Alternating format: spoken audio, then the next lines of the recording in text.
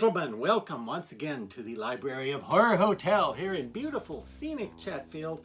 Let me just start off today's Creepy Cheapie by apologizing in advance.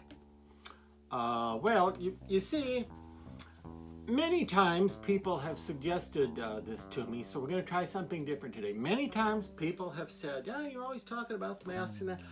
Nobody even knows about like the masks that you make. Why don't you talk about the ones that you designed yourself instead of just stuff that is commonly available in the Halloween stores and such? And I don't know, it feels wrong to me, is what I've always told people. It seems cheesy. It seems like, I don't know, I'm not comfortable with it. But one of my friends pointed out, well, everybody does that. And I said, yeah, but it feels just wrong to me to do that. And my friend said, everything that other people do seems wrong to you. And I thought, well, got me there. So the other reason is, and there's another reason I'm going to try this. The other reason for this is that I've, at the moment, for the first time in a long time, I've kind of run out of interesting, affordably priced masks. You know, I try to keep them to things that are currently available to the viewers, and I try to keep them under $100. And, well, I don't have a good mask for today, so I'm going to talk about one of my own. That didn't sound right either, did it? Well, I'll fix that in post. Dawn post, in fact. No, never mind that. Where were we? We're having so much fun here. Okay, there aren't any great masks today for me to do, and well, sometimes I guess you'll have that, because in order to qualify to get on Creepy Cheapies, the other qualification is that I have to like it. And people think, oh, he likes everything, he loves everything. No, I don't like all the masks. A lot of the ones that are out, sometimes I think, oh, this is kind of cool, but to really make it look good, you'd have to tear the hair off and totally rehair it, or you'd have to completely repaint it, because I don't like the way the factory paint comes. So, you know, if I do that, that's not cool. I want to bring stuff to your attention that you can just buy and it looks pretty good out of the box, or at least, at the very most rather, just requires a little bit of touch up, a little something. But today I'm going to do what everybody says I should do, and bear with me. No, there's not an actual bear with me, but we'll see if I get 20 new subscribers today, or if I lose 90. We'll find out. But I'm going to try. This is one that I designed. Yes, this is a Dr. Lady product right here. Today's mask, by me, designed by me, is the Punk Skeleton Imp. How do we know that? Well, I just told you, and I'm the guy that named it. And if you don't believe me, look on the tag that this guy, who put that tag on there? Can you see that? Yeah, the old Punk Skeleton Imp right there in your face for Halloween.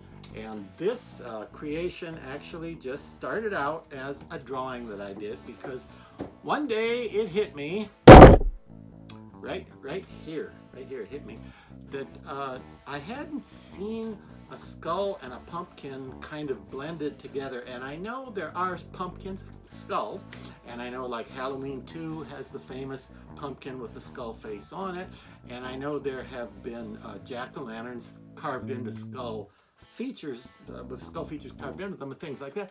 But I never saw, it occurred to me, I never saw a sort of improbable melding of the two, like some weird, unnatural, unholy blending of a human skull and a pumpkin. And I thought, what would that look like, you know? And I wanted it to have the traditional jack-o'-lantern classic triangle eyes. So there we go. And now this actually started out as a drawing, which I believe you just saw the colored version of there in the tag. I just sketched it in black and white, and then later colored the drawing. And what do you like to color your pictures with, Dr. Lady? I like to color stuff in with watercolor markers or permanent markers, but I like those felt tip markers. That's what I like best for coloring in my cartoons and drawings and stuff. Anyway, Although I'm not saying I colored in each one on each tag. No, I had the tag printed to look like that. And see? But, I'm a million years old and my house is really crowded and, you know, it's a crowded house and the whole work area is kind of a mess. And I am 800 years old. I exaggerated when I said a million. I'm 800 years old and I thought, oh, yeah, it's been a long time since I sculpted anything. Well, an old friend came along, namely Chris Russell. Legendary mask maker, very reliable, honest, trustworthy human being, which means he's in a very small minority right there. But Chris Russell got to looking at some of my cartoons and comics and stuff, and he's expressed interest in sculpting some masks of mine. And I was like, oh yeah, that'd be great. Who's going to pass that up? And one of the drawings I gave him was this one. And as I have previously mentioned, that actual drawing right there, but it was black and white. And we talked about it, and I told him I thought it should look like you can't tell whether it's made of pumpkin matter, like a pumpkin that's had the outer part removed, or if it's a skull that has somehow turned into a Halloween thing, because, you know, I think it's fair to say that skeletons and pumpkins are the two most iconic elements and emblems and insignias and fetishes of Halloween and horror and dress up and all that. I had never seen them combined in such a way. And of course, with me behind it, you know, it's going to have a little bit of a sense of humor to it. So I wanted him to look like he's enjoying being a punk skeleton imp. You know, imp is something that implies that he's kind of mischievous. You know, kind of likes to stir the pot, put the pumpkin soup in it. And this is one of my favorite things about this.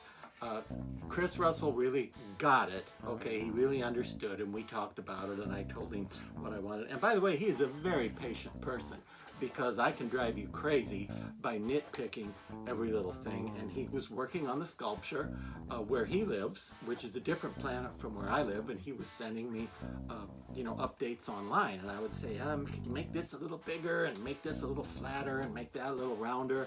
And believe it or not, he stuck with me and really deserves a gold star and an A+ and a trunk full of kudos, because he got this done. But one of my favorite things about it, okay, it's part skull and part pumpkin. What would the back look like? Well, it's this sort of a cross between the part of a pumpkin where the stem goes and the part of the back of your skull where those plates that make up your skull come together. And even though nobody would see that, that's kind of one of my favorite parts of it. But Chris came through with this, and he made the mold for me as well, and he made me the castings, of which this is one. I will take the display head out so you can see this is a wearable mask. Okay, this is just a regular mask. And guess what? We did. This was my idea, but Laura got the job done. She put, I hope you can see that, the black netting in there, or as I like to describe it as shorthand to people, like the Scream mask. Everybody knows Ghostface from the Scream mask. So this has the black inserts in there of that mesh material.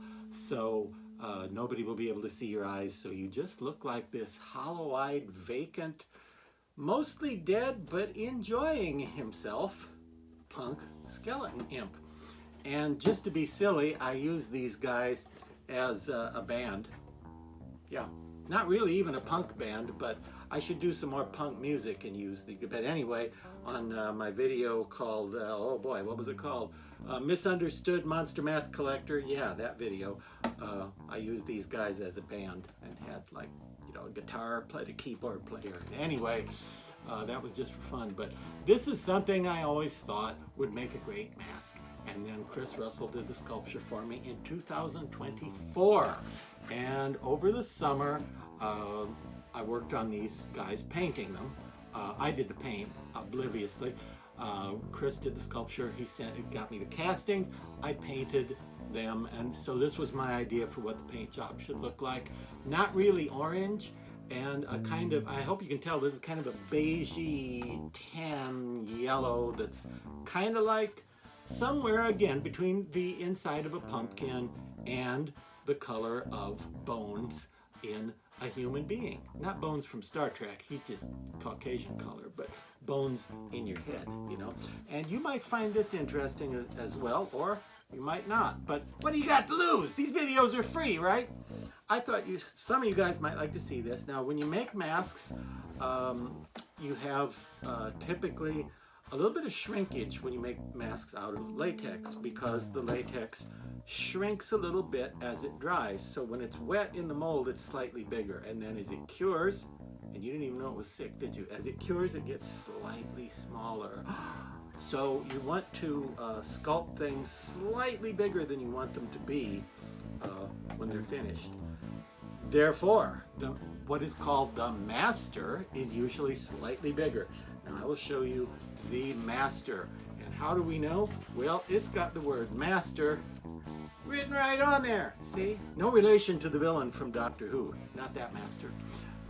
Why does it say that? Well, he just thinks he's the master and everybody should say, yes, master, when he's around. But good luck with that, pal.